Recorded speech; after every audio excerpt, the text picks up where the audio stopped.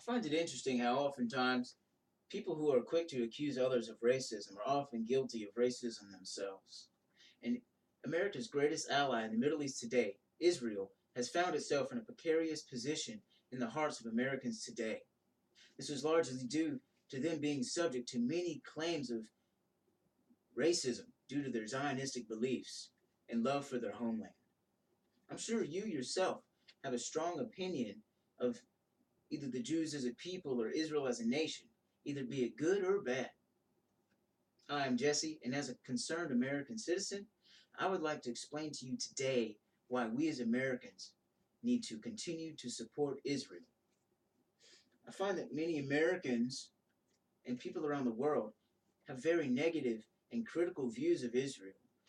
Many people see them as a leech taking advantage of U.S. foreign aid, like a tick growing fatter, constantly sucking the blood out of the Arabs of the area, or a bully taking advantage and abusing the human rights of the Palestinians.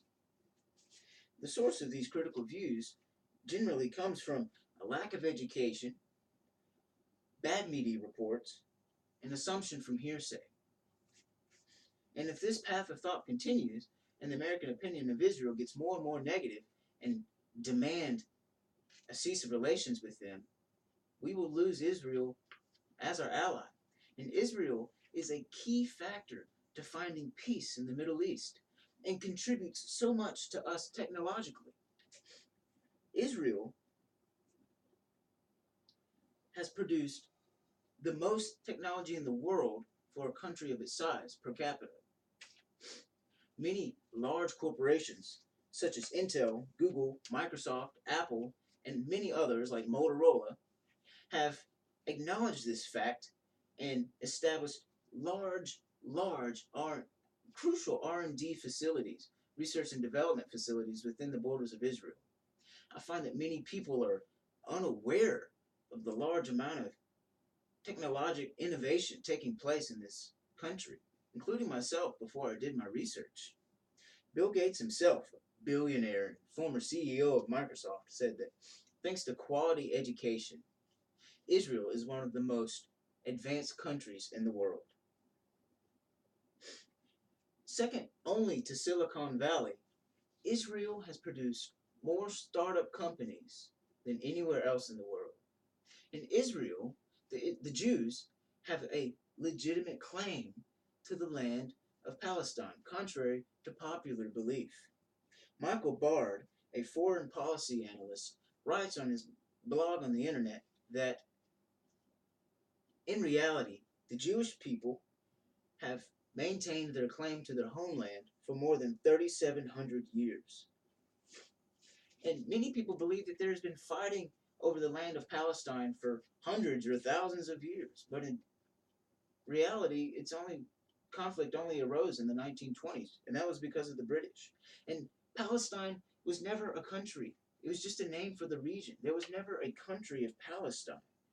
And many of Israel's problems comes from the Arabic leaders just generally hating Jews because of what they believe, and generally that is tied to their religious beliefs, and it mandates and dictates that they eradicate the Jews as a people and as a nation. In the 60s, a anti-Jewish organization was formed known as the PLO, called Palestine Liberation Organization, whose main goal was to destroy the Jews and reclaim the land for Palestine. They had a leader named Yasser Arafat, and he said, peace for us means destruction for the Jews. That pretty much summarizes the general feeling towards Jews by Arabic leaders today and in the past. Many people accuse Israel of being excessively brutal to the people of Palestine. However, I wouldn't necessarily believe the media reports produce numbers of casualties of children and innocent civilians, because Brooke Goldstein, a human rights attorney, says that the media's careless reports have fueled an alarming rise in anti-Semitism in Europe, Canada, and the United States. The PLO, Hassan, a terrorist organization, has purposefully planted false information to undermine the Jews' legitimacy.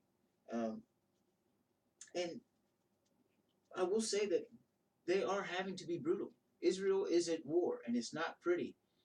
Nothing is pretty about war, and nothing is fair in war. And they don't have a choice. They're surrounded by people that hate them. If they were to lay down their arms, they would be overrun and overwhelmed. Former Prime Minister Golda Meir effectively communicates the frustration felt by Israel in trying to find peace with the Arabs. She says, "We can forgive the Arabs for killing our children. We cannot forgive the Arabs for forcing us to kill their children. We will only have peace with Arabs when they love their children more than they hate us." In fact, in 2005, Israel completely withdrew all of its citizens and forces from the conflict areas of the West Bank and the Gaza Strip and allowed the Palestinians to move in and take over and possibly form their own state, their own government. Yet they used this opportunity to take advantage of the people and launch thousands of missiles and rockets at Jewish citizens. And so, a future without Israel as an ally is a very questionable future. They are a leading producer of technology and are continuing to be so. And they have one of the most effective militaries in the world. And they are a crucial ally in this time of conflict. And if we support them, they will continue to support us and share with us their knowledge and their training, their anti-terrorist training, and their support in the wars, and their support in the United Nations. 94% of the time, Israel is joint in opinion with the United States. I hope that in this time I have effectively communicated the need to reevaluate and support Israel as a country. And if this has stirred your interest, I would strongly suggest you to research for yourself and find the truth that is covered by a layer of misconceptions. And I hope that we as a people, as individuals, by finding the truth, will continue to support Israel as proud American citizens.